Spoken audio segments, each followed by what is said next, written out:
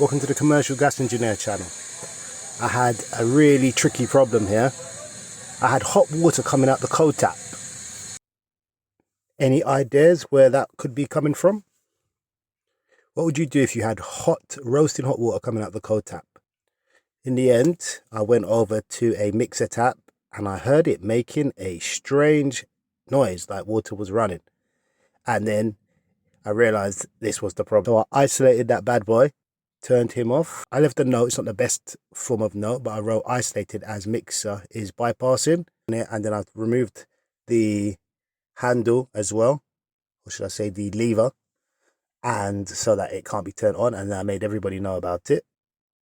And then I also put notices up as well. Okay, I went to another job and there was an ongoing issue with the boiler cutting out. It's a Weizmann.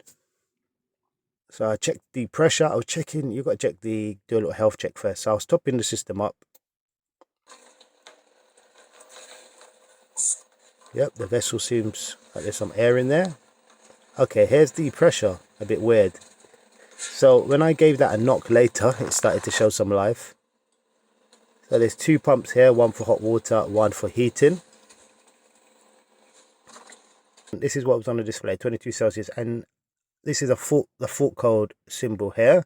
The programmer was on auto, the time wasn't quite right. So this is the system working. So what I did in the end, I did hit this reset button. I did give the gauge a good knock and then it came back to life. And when I went into the fault codes, I found the last 10 fault codes were showing FE, so that I had a PCB fault, or a coding card. Never heard of a coding card on these before. Let me know if you have. I booked up a new PCB and coding card. Another thing that I found was when if I switched on this pump here, the secondary return pump, they had no hot water coming through their taps.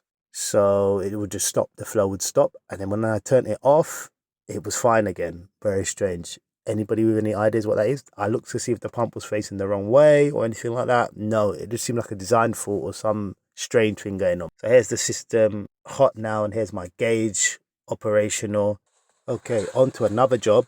In here, now this one became a disaster. I had to isolate this boiler because it had signs of scorching, signs of burning. So here's a look at the inside. I pulled the burner itself out, washed it down and so on, but this unit wasn't giving me any joy. 13 years old. I was washing it through as much as I could, but this burner started to have trouble lighting as well, even after drying it down and so on. I can see a lot clearer for it now.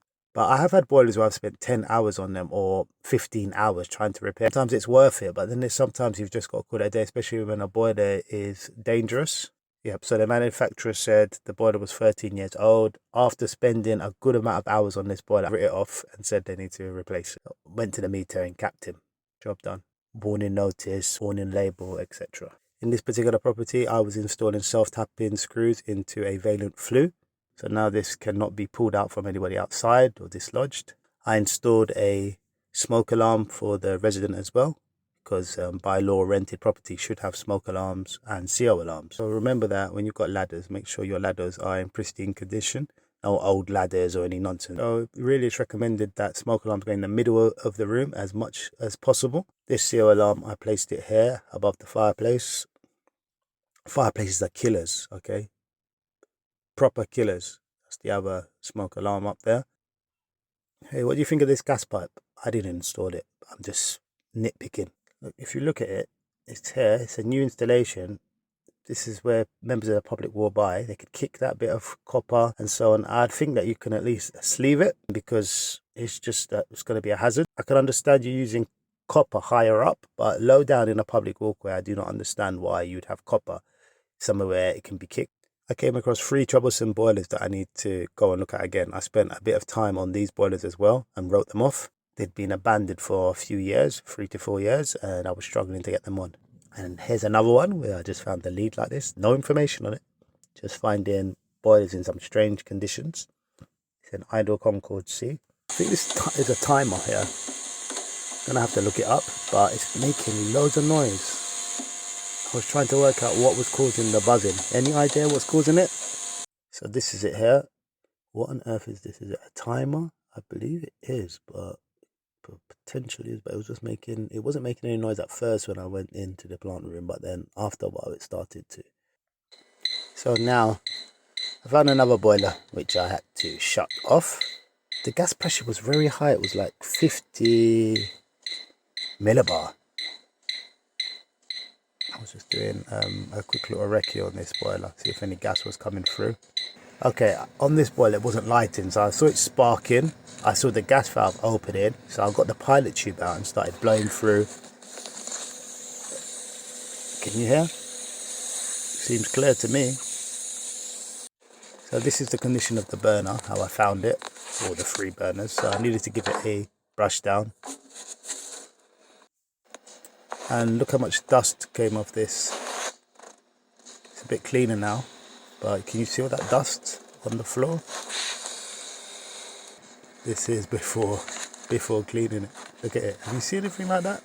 So this is, how long would you say it's been since that's been cleaned? I'd say a few years, 3-4 years. So here it is, 51 millibars. I'm gonna see if the gas valve opens.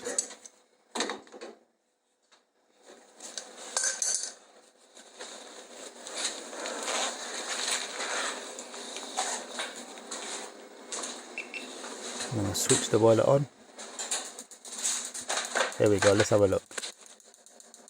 Gas valve's opening. It's sparking. Quite obviously sparking.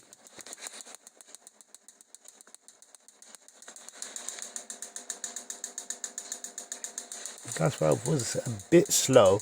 Here's the gas meter. So here's the 2 boilers side by side. What a state. Had to shut these off, and I will be returning another day to work out what is going on. At this site I had a fault, internal sensor fault. Hopefully those valves don't let by, but the having to isolate it, drain it and clean it, and then not being able to get it back in situ will be a headache. There it is. It's not worth it, so I booked up a new sensor. Doing some service work on this boiler and changing the gasket. Alright, thank you for joining me, and until next time.